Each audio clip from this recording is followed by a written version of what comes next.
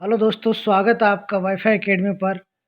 General science के question की आज हम तीसरी सीरीज लेकर आ रहे हैं, जो कि कॉम्पिटिटिव एग्जाम्स के अंदर बहुत ही इंपॉर्टेंट क्वेश्चंस है। सो पहला क्वेश्चन देखिए, पराश्रवित तरंगे मनुष्य के द्वारा क्या होती है, सुनी जा सकती है, नहीं सुनी जा सकती। ध्यान रखिए, पराश्रवित तरंगे जो होती है मनुष्य के द्वारा कभी भी नहीं सुनी जा सकती, क्योंकि पराश्रवित तरंगों की जो अ, आवृत्ति होती है वो 20,000 हर्ट्ज से ऊपर होती है, इसलिए इन तरंगों को कभी सुना नहीं जा सकता। सेकेंड क्वेश्चन है, भूस्तर उपग्रह का आवर्तकाल कितना होता है? तो भूस्तर उपग्रह का आवर्तकाल होगा 24 घंटे का। 24 घंटे का भूस्तर पर कोई उपग्रह है तो उसका आवर्तकाल भी कितना रहेगा? 24 घंटे का। पराश्रित तरंगों की आवृत्ति अभी बताया था 20,000 हर्ट्ज से ऊपर होती है, इसलिए मनुष्य के द्वारा इनको नहीं सुना जा सकता। चमगादड़ वगैरह ऐसे पक्षी जो होते हैं वो इन आवृत्तियों को सुनते हैं। आवृत्ति की इकाई क्या होती है? आवृत्ति को हमेशा हर्ट्ज में मापा जाता है। हर्ट्ज के अंदर आवृत्ति को मेजर किया जाता है। 1 किलो चीनी का भार सर्वाधिक कहाँ पर होगा? तो 1 किलो चीनी का भार सर्वाधिक होगा समुद्र तल के ऊपर, क्योंकि समुद्र तल के ऊपर गुरुत्वाकर्षण बल, ग्रेविटेशनल फोर्स बढ़ने के कारण 1 किलो चीनी का भार वहाँ पर सबसे ज़्यादा लगेगा। 206, चिकित्सा शास्त्र का जनक किसे माना जाता है? हिप्पोक्रेट्स को चिकित्सा शास्त्र का जनक माना जाता है। ल्यूमेन किसका मात्रक होता है? ल्यूमेन ज्योति फ्लक्स का मात्रक होता है। ल्यूमेन किसका मात्रक होता है? ज्योति फ्लक्स का। 208, हाइड्रोजन गैस से भरा गुब्बारा पृथ्वी से चंद्रमा पर ले जाया जाता है तो गुब्बारा चंद्रमा पर क्या होगा? तो ध्यान रखना, फट जाएगा, वो वहां पर फट जाएगा। 209, एक लिफ्ट एक समान वेग से ऊपर जा रही तो उसमें व्यक्ति का भार अपरिवर्तित रहेगा। अगर कोई भी लिफ्ट एक समान वेग से ऊपर जाती है, ध्यान रखना, एक समान वेग से ऊपर जाती है तो उसमें व्यक्ति का भार क्या होगा? अपरिवर्तित रहेगा। जितना भार पहले है उतना का उतना ही रहेगा, कोई चेंजेस नहीं होगा। 210, लालटेन की भट्टी मिट्टी का तेल ऊपर चढ़ता रहता है, क्योंकि पृष्ठ तनाव के कारण एक बिंदु से ऊपर लगातार ऊपर चढ़ता रहता है। लालटेन की भट्टी के अंदर तेल जो होता है वो पृष्ठ तनाव के कारण ऊपर चढ़ता है। बैरोमीटर में पारे का ताल एकाएक गिरना पड़ता है, तूफान के कारण वो बैरोमीटर में पारे का तल जो है वो एकाएक नीचे गिरने लगता है। नेक्स्ट क्वेश्चन 212, एक कमरे में पंखा चल रहा है तो कमरे की वायु का ताप क्या होगा? हमेशा ध्यान रखना, कमरे की वायु का ताप क्या होगा? बढ़ेगा। क्यों? क्योंकि कमरे के अंदर पंखा चल रहा है तो वो जो कण है, वायुमंडल के अंदर कण है गैसेज के, वो कण आपस में टकराएंगे, टकराने का घर्षण होगा, और घर्षण होने से क्या होगा? वो कमरे का ताप बढ़ेगा। गर्म जल 90 डिग्री से 80 डिग्री तक ठंडा होने में 10 मिनट का टाइम ले रहा है, ठीक है? जबकि अगले 10 डिग्री सेंटीग्रेड, बोला 80 डिग्री से 70 डिग्री सेंटीग्रेड तक ठंडा होने में कितना टाइम लेगा? तो हमेशा ध्यान रखिए, जब भी उच्च तापक्रम से निम्न तापक्रम में आता है तो पहले वाले तापक्रम से हमेशा वो ज़्यादा टेम्परेचर, मतलब ज़्यादा टाइम लेगा उसको होने में। तो 90 से 80 डिग्री जल्दी ठंडा हो जाएगा, जबकि 80 से 70 डिग्री होने में ज़्यादा टाइम लेगा। इट मीन्स 10 मिनट से वो ज़्यादा समय लेगा।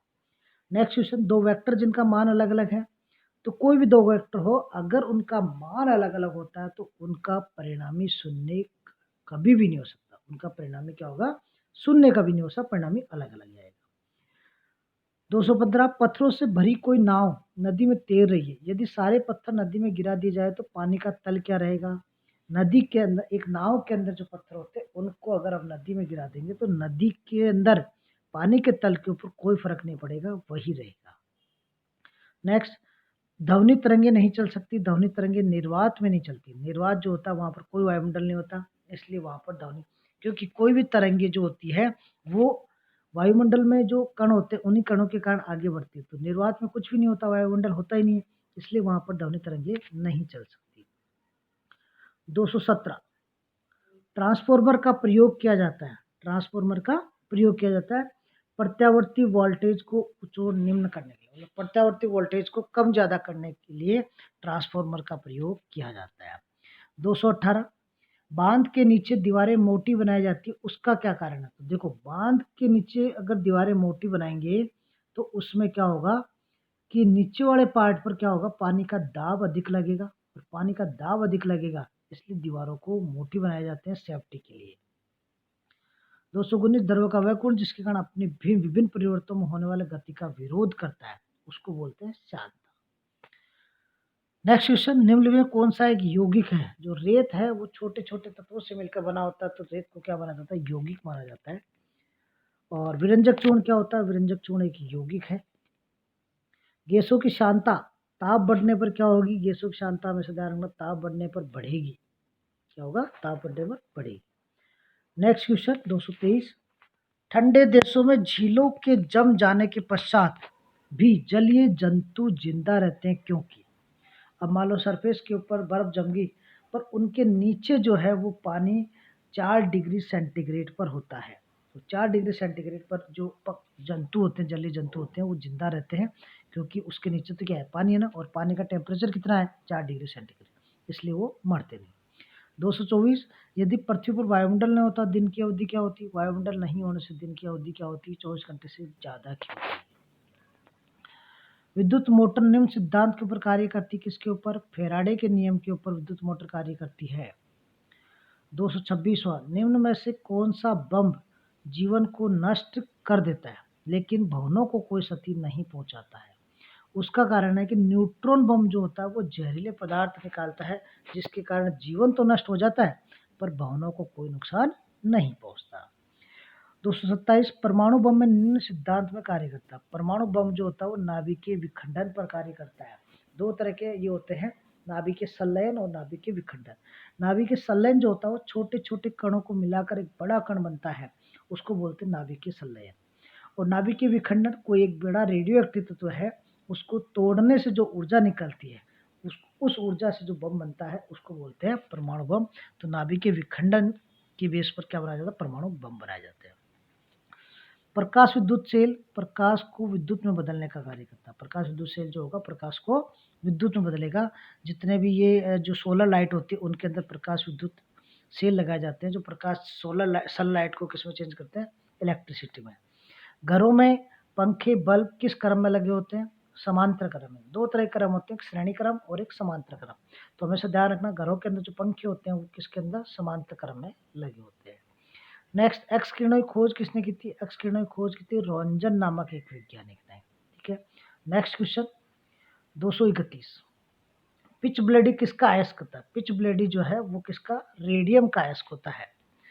रेडियो एक्टिव पदार्थों से निकलने वाली किरणें क्या होती है? अल्फा, बीटा और गामा किरणें। अल्फा, बीटा और गामा किरणें तीनों तरह की होती है रेडियो एक्टिव पदार्थों से निकलने वाली किरणें। जेम्स चैडविक ने किसकी खोज की थी? तो हमेशा ध्यान रखना, जेम्स चैडविक ने न्यूट्रॉन की खोज की थी। किसकी की थी? न्यूट्रॉन की खोज की थी। द्विनाम पद्धति के प्रतिपादक है, द्विनाम पद्धति के प्रतिपादक कार्ल वॉन लीनियस इनको बोलते हैं। इनका नाम था कैरोलस लीनियस भी बोला जाता है इनको। अब कार्ल वॉन लीनियस और कैरोलस इनको द्विनाम पद्धति के प्रतिपादक क्यों बोले गए? क्योंकि जितने भी एनिमल हुए या फिर जितने भी प्लांट थे, उन सभी एनिमल और प्लांट को साइंटिफिक नेम, वैज्ञानिक नाम देने का श्रेय किसको जाता है? कार्ल वॉन लिनियस को। और वैज्ञानिक नाम जो होते हैं वो दो शब्दों के अंदर दिए जाते हैं, एक में जीनस और एक में स्पीसीज। जैसे ह्यूमन का है होमो सेपियंस, ह्यूमन बीइंग का साइंटिफिक नेम क्या है? होमो सेपियंस। तो होमो तो क्या हो गया यहाँ पर जीनस नेम, सेपियंस क्या होगी? स्पीसीज। तो दो वर्ड से मिलकर बना होता है, इसलिए इसका नाम दिया द्विनाम पद्धति। तो कैरोलस लिनियस कौन थे? द्विनाम पद्धति के जनक थे। अमोनियम क्लोराइड का घोल हमेशा ध्यान रखना एसिडिक होता है, अम्लीय होता है। 237, शीतलीकरण में निम्नलिखित कौन सा तत्व ऑक्साइड है? शीतलीकरण में नाइट्रोजन जो होता है वो ऑक्साइड तत्व होता है। मानवीय महिलाओं के प्रजनन अंडाणु उत्पादन में कौन सा हार्मोन तेज से वृद्धि करता है? Estrogen hormone. दो तरह के होते हैं हार्मोन के, एस्ट्रोजन और प्रोजेस्टेरोन।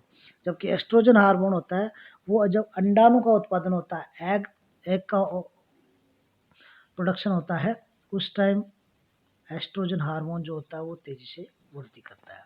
238, प्रोलॉन्ग भाषा विकसित हुई 1972 के अंदर।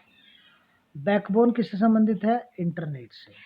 और वेब अस्तित्व में कब आया? कहाँ आया था? अमेरिका के अंदर वेब क्या था? अस्तित्व में आया था। नेक्स्ट क्वेश्चन 241, निम्नलिखित में से कौन सी अक्रिय गैस वातावरण में नहीं पाई जाती है? तो जो आर्गन होती है वो वातावरण में कभी भी नहीं पाई जाती। नेक्स्ट, स्टेनलेस स्टील को बनाने में आयरन के साथ कौन सा महत्वपूर्ण धातु का प्रयोग किया जाता है? स्टेनलेस स्टील बनाएंगे तो आयरन मतलब Fe के साथ में किसका यूज किया जाएगा? क्रोमियम का। क्रोमियम का यूज स्टेनलेस स्टील बनाने में आयरन के साथ में किया जाता है। नेक्स्ट, विद्युत बल्ब का तंतु धारा प्रवाहित करने में चमकने लगता है, परंतु तंतु में धारा ले जाने पर तार नहीं चमकते। इसका क्या कारण है? तंतु का प्रतिरोध जो है वो तार की अपेक्षा क्या होता है? अधिक होता है। तंतु का प्रतिरोध जो होता है वो तार की अपेक्षा अधिक होता है। तार प्रतिरोध क्या होता है? धारा के मार्ग में अवरोध। तो धारा के मार्ग में अवरोध जो होगा हम उसको प्रतिरोध कहते हैं, और प्रतिरोध कहाँ पर ज़्यादा होगा? तंतु के अंदर। इसलिए तंतु क्या होता है? घर्षण के कारण चमकने लगता है। 244, एक अश्व शक्ति में कितने वाट होते हैं? एक अश्व शक्ति, एक हॉर्स पावर के अंदर कितने वाट होते हैं? 1 HP इज इक्वल टू 746 वाट, 746 वाट होते हैं। नेक्स्ट क्वेश्चन 245, निम्न में कौन सा उपधातु है? वो उपधातु जो है वो arsenic, antimony and bismuth. Arsenic, antimony और बिस्मथ जो होता है वो कौन से उपधातु है? ठीक है। नेक्स्ट चलते हैं 246, निम्नलिखित में से कौन कौन यौगिक है? यौगिक कौन सा? अमोनिया। तो अमोनिया किस किस से मिलकर बना होता है? दो तत्वों से, नाइट्रोजन प्लस हाइड्रोजन से मिलकर बना होता है, इसलिए अमोनिया NH3। अमोनिया क्या होता है? एक यौगिक होता है। परमाणु के नाभिक में कौन से होते हैं? प्रोटीन, प्रोटॉन व न्यूट्रॉन।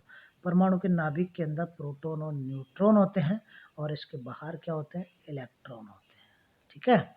नेक्स्ट, साग सब्जी उत्पन्न करने वाले पौधों का अध्ययन क्या कहलाता है? ओलरीकल्चर। जितने भी साग सब्जी पौधे होते हैं ना, उनका अध्ययन कहलाता है ओलरीकल्चर। नेक्स्ट, निम्न कौन सा रसायन निम्न रासायनिक यौगिक कौन सा है? अमोनिया। सेम क्वेश्चन रिपीट हो गया। 250, घूर्णन करती है गोल मेज पर अचानक लड़का आकर बैठ जाता है, तो मेज के कोणे वेग पर क्या प्रभाव पड़ेगा? मेज का कोणीय वेग क्या होगा? कम हो जाएगा। अगर घूर्णन कर रही है अचानक, उसके ऊपर कोई लड़का बैठ जाता है, तो कोणीय वेग जिस गति से वो घूर्णन कर रही है उसका वेग क्या होगा? कम हो जाएगा। 251, बल का गुणनफल। बल का गुणनफल द्रव्यमान और त्वरण का बल गुणनफल है। बल गुणनफल का मतलब देखिए, एक फॉर्मूला होता है F = ma। तो ये बल F क्या हो गया? बल हो गया, और किसका गुणनफल हो गया? m × a। m क्या हो गया यहाँ पर? द्रव्यमान, और a क्या हो गया यहाँ पर? त्वरण। तो बल किसका गुणनफल हो गया? द्रव्यमान इंटू त्वरण। तो द्रव्यमान और त्वरण का। 252, आनुवंशिक विभिन्नता के बारे में जानकारी देने वाली वस्तु विज्ञान की शाखाओं कहते हैं जेनेटिक्स। आनुवंशिकता, हेरिडिटी एंड वेरिएशन, आनुवंशिकी और विभिन्नता के बारे में अध्ययन करने वाला या उनके बारे में नॉलेज देने वाला जो शाखा होती है विज्ञान की, उसको बोलते हैं आनुवंशिकी, जेनेटिक्स। 253, शून्य में स्वतंत्र रूप से गिरने वाली वस्तुओं की अथवा समान त्वरण होता है। जो भी वस्तुएं अगर स्वतंत्र रूप से गिरती है तो उनका त्वरण क्या होगा? समान होगा। पदार्थ में संवेग और वेग के अनुपात में कौन सी भौतिक राशि प्राप्त की जाती है? द्रव्यमान। वेग और संवेग के अनुपात में कौन सी होती है? द्रव्यमान। खाद्य ऊर्जा को हम किस इकाई में माप सकते हैं? खाद्य ऊर्जा में कैलोरी हम मापते हैं ना। खाद्य ऊर्जा कार्बोहाइड्रेट, प्रोटीन और फैट, आपको कितनी ऊर्जा लेनी चाहिए तो उसको किस में मापते हैं? किलो कैलोरी के अंदर। तो कैलोरी के अंदर मापा जाता है। 25 कैलोरी आपको रोज आपको डाइट कार्बोहाइड्रेट लेना चाहिए, 20 कैलोरी आपको प्रोटीन लेना चाहिए। तो हमेशा खाद्य ऊर्जा जो खाने वाली ऊर्जा होती है उसको किस में मापते हैं? कैलोरी के अंदर। चलो नेक्स्ट चलिए, विद्युत धारा की इकाई क्या होती है? विद्युत धारा मतलब करंट। करंट की इकाई क्या होती है? एम्पियर। तो विद्युत धारा को हमेशा किसमें मापा जाता है? एम्पियर के अंदर मेजर किया जाता है। नेक्स्ट क्वेश्चन 257, निम्नलिखित में से कौन न तो तत्व और न ही यौगिक है? न तो तत्व है न ही यौगिक है। जो वायु एक ऐसा है जो न तो तत्व होता है न ही यौगिक होता है, क्योंकि वायु तो क्या होता है? एक मिश्रण होता है अलग अलग गैसों का, इसलिए वायु न ही तत्व होता है न ही यौगिक होता है। पदार्थ की चतुर्थ अवस्था कौन सी होती है? पदार्थ की चतुर्थ अवस्था होती है प्लाज्मा। तीन अवस्थाएं कौन सी होती है? ठोस, द्रव, gas, solid, liquid and gas, ये तीन अवस्थाएं होती है पदार्थ की। चौथी अवस्था कौन सी होती है? प्लाज्मा। तो चौथी अवस्था प्लाज्मा होती है, ध्यान रखना। नेक्स्ट क्वेश्चन, पुष्पों का अध्ययन क्या कहलाता है? एंथोलॉजी। पुष्पों के अध्ययन को बोलते हैं एंथोलॉजी। 260, एसआई पद्धति में लेंस की शक्ति। एसआई पद्धति में लेंस की शक्ति, power of lens, power of lens किसमें मापा जाता है? उसको डायोप्टर के अंदर। डायोप्टर के अंदर लेंस की शक्ति को मेजर किया जाता है। जीवाश्म वनस्पति विज्ञान में अध्ययन किसका किया जाता है? जीवाश्म का। किसका अध्ययन किया जाता है? जीवाश्म का अध्ययन किया जाता है। ठीक है, नेक्स्ट क्वेश्चन 262, डेसिबल किसे नापने के लिए उपयोग में ली जाती है? डेसिबल जो होती है, हमेशा ध्यान रखना, वातावरण में ध्वनि डेसिबल के अंदर डीबी के अंदर नहीं नापते अपन कि एरोप्लेन का कितना होता, कितनी साउंड होती है, वो 200 डेसिबल, 100 डेसिबल, 80 डेसिबल, 50 डेसिबल। सामान्य हम बातचीत करते हैं तो 30 से 40 डेसिबल में बातचीत करते हैं। तो ये होती है वातावरण के अंदर ध्वनि मापने को डेसिबल में यूज किया जाता है। ठीक है, नेक्स्ट क्वेश्चन, विद्युत चुम्बकीय तरंगे ये होती है, कोई भी विद्युत चुम्बकीय तरंगे होती है वो रेडियो तरंगे होगी। ठीक है, 264, स्वतंत्रता पर गिरती हुई वस्तु की कुल ऊर्जा। कोई भी वस्तु अगर स्वतंत्रता पूर्वक गिर रही है, उसके ऊपर कोई भारी बल कार्य नहीं कर रहा है, तो उसकी कुल ऊर्जा क्या रहेगी? निहित रहेगी। ठीक है, 265, परमाणु विद्युत होते हैं। परमाणु जो होते हैं वो उदासीन रूप में होते हैं, क्योंकि परमाणु जो होगा, जैसे NaCl परमाणु, तो प्रोटॉन और इलेक्ट्रॉन का उसके ऊपर चार्ज क्या रहेगा? सेम रहेगा, इसलिए ये परमाणु क्या रहेगा? हमेशा उदासीन रहेगा। इलेक्ट्रॉन की खोज किसने की थी? थॉमसन ने। ठीक है, तो यहाँ पर 3 क्वेश्चन बनते हैं, एक प्रोटॉन की खोज, एक इलेक्ट्रॉन की खोज और एक न्यूट्रॉन की खोज। तो प्रोटॉन की खोज तो किसने की थी? रदरफोर्ड ने। इलेक्ट्रॉन की खोज किसने की थी? थॉमसन ने। और न्यूट्रॉन की खोज हमने पढ़ा था अभी, चैडविक ने की थी। तो तीनों हो गए, proton, electron, neutron, Rutherford, Thomson और चैडविक। नेक्स्ट क्वेश्चन, जीव द्रव्य के पृथक्करण एवं संयोजन संबंधित वनस्पति विज्ञान की शाखा क्या कहलाई जाती है? Tissue culture.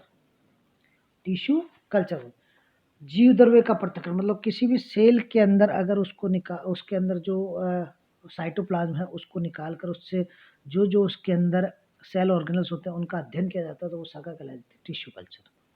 नेक्स्ट क्वेश्चन, परमाणु घड़ी निम्न प्रभाव के अंतर्गत कार्य करती है? पीजो इलेक्ट्रिक प्रभाव के अंदर कार्य करती है परमाणु घड़ी।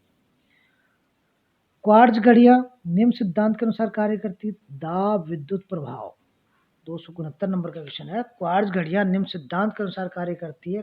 दाब विद्युत प्रभाव पर। 270, न्यूटन की गति का प्रथम नियम क्या था? इसको बोलते हैं जड़त्व का नियम। और जड़त्व का नियम क्या होता है? जब तक कोई वस्तु विराम अवस्था में है तो वो विराम अवस्था में रहेगी, अथवा गतिमान अवस्था में है तो गतिमान अवस्था में रहेगी, जब तक उसके ऊपर कोई बाह्य बल कार्य नहीं करता है। इस नियम को बोलते हैं जड़त्व का नियम, जो कि न्यूटन की गति का प्रथम नियम है। नेक्स्ट क्वेश्चन, गाड़ी खींचता हुआ घोड़ा किस बल के कारण आगे बढ़ता है? क्यों? उसके ऊपर पृथ्वी के द्वारा क्या होता है? घोड़े के पैरों पर एक आरोपित बल लगेगा, उसके कारण वो गाड़ी को खींचकर आगे बढ़ेगा। नेक्स्ट क्वेश्चन आएगा, प्रोटॉन की खोज किसने की थी? अभी आ गया ये रदरफोर्ड, जो मैंने बताया था। तो प्रोटॉन की खोज रदरफोर्ड ने, इलेक्ट्रॉन की खोज थॉमसन ने और न्यूट्रॉन की खोज चैडविक ने की थी। नेक्स्ट क्वेश्चन 273, सबसे अधिक भेदन क्षमता किन किरणों में होती है? गामा किरणें जो होती है उनमें सबसे अधिक भेदन, जो अंदर तक चली जाती है शरीर के अंदर, तो गामा किरणें जो होती है, तो अल्फा बीटा गामा 3 तरह की किरणें होती है। तो हम जो एक्सरे वगैरह कराते हैं ये इनके अंदर गामा किरणें होती है, जो हमारी बॉडी के अंदर जाकर सभी ऑर्गन का पता लगा लेती है, उनके अंदर बीमारी का पता लगा लेती है। तो गामा किरणों में सबसे ज़्यादा भेदन क्षमता पाई जाती है। परमाणु क्रमांक किसे कहते हैं? नाभिक में उपस्थित प्रोटॉन की संख्या। नाभिक के अंदर कितने प्रोटॉन की संख्या, जैसे ये सोडियम का परमाणु है, तो सोडियम के नाभिक के अंदर कितने? 11 प्रोटॉन होंगे, तो वो 11 ही उसका क्या होगा? परमाणु क्रमांक होगा। जैसे हाइड्रोजन का 1, हीलियम का 2, लिथियम का 3, ऐसे जो होता है उसको परमाणु क्रमांक बोलते हैं। तो परमाणु क्रमांक जब भी आता है तो किसी भी परमाणु के नाभिक में उपस्थित प्रोटॉनों की संख्या को हम परमाणु क्रमांक कहते हैं। नेक्स्ट, धूप के चश्मे के लिए किस कांच का प्रयोग किया जाता है? क्रुक्स। क्रुक्स का प्रयोग किया जाता है धूप के चश्मे के लिए। पोलियो का वायरस शरीर में प्रवेश करता है? दूषित जल और दूषित भोजन के द्वारा पोलियो का वायरस जो है हमारे शरीर में प्रवेश करता है। मनुष्य की बीमारी को पहचाना जाता है मनुष्य की मस्तिष्क की जो बीमारी होती है उसको EEG, इलेक्ट्रोएन्सेफेलोग्राफी के द्वारा, EEG के द्वारा मनुष्य के मस्तिष्क की बीमारी को पहचाना जाता है। नेक्स्ट क्वेश्चन 278, निद्रा रोग नामक बीमारी होती है? निद्रा मतलब नींद लैंड संबंधित बीमारी होगी किसके कारण? ट्रिप्नेसोमा नामक एक कोशिकीय यूनिसेलुलर जीव होता है, उसका नाम होता है ट्रिप्नेसोमा, उसके कारण निद्रा नामक रोग बीमारी होती है। नेक्स्ट क्वेश्चन, निम्नलिखित में कौन सा रोग जीवाणु से होता है? तपेदिक जो होता है वो जीवाणु से होता है। हमारे अंदर टाइफाइड होगा वो भी जीवाणु से होगा, तो तपेदिक जो है वो जीवाणु से होता है। नेक्स्ट क्वेश्चन, शहद का प्रमुख घटक होता है, शहद का प्रमुख घटक होगा फ्रक्टोज। फ्रक्टोज सबसे मीठी शर्करा भी होती है, इसलिए कारण शहद जो होता है उसके अंदर सबसे ज़्यादा क्या पाई जाती है? फ्रक्टोज। और फ्रक्टोज क्या होता है? एक तरह का कार्बोहाइड्रेट होता है, तो इसलिए मीठा लगता है, तो शहद का मीठा होने का कारण क्या है? फ्रक्टोज। 281, मानव शरीर में विटामिन ए संचित रहता है। मानव शरीर के अंदर विटामिन ए कहाँ पर संचित रहता है? यकृत के अंदर, लीवर के अंदर विटामिन ए संग्रहित स्टोरेज रहता है। नेक्स्ट क्वेश्चन, विटामिन सी का सबसे उत्तम स्रोत, तो हमेशा ध्यान रखना सिट्रस फ्रूट जो होते हैं, आंवला हुआ, नींबू हुआ, संतरा हुआ, जितने भी सिट्रस फ्रूट होते हैं, खट्टे फल होते हैं, वो विटामिन सी का उत्तम स्रोत होते हैं। 283, हृदय की धड़कन नियंत्रित करने में कौन सा खनिज आवश्यक है? पोटेशियम जो होता है वो हृदय की धड़कन को नियंत्रित करने के लिए सबसे अच्छा आवश्यक तत्व, आवश्यक खनिज होता है। 284, पालक के पत्तों में निम्न कौन सा सबसे अधिक पाया जाता है? लोहा। तो हमेशा ध्यान रखना पालक के पत्तों में क्या पाया जाता है? आयरन।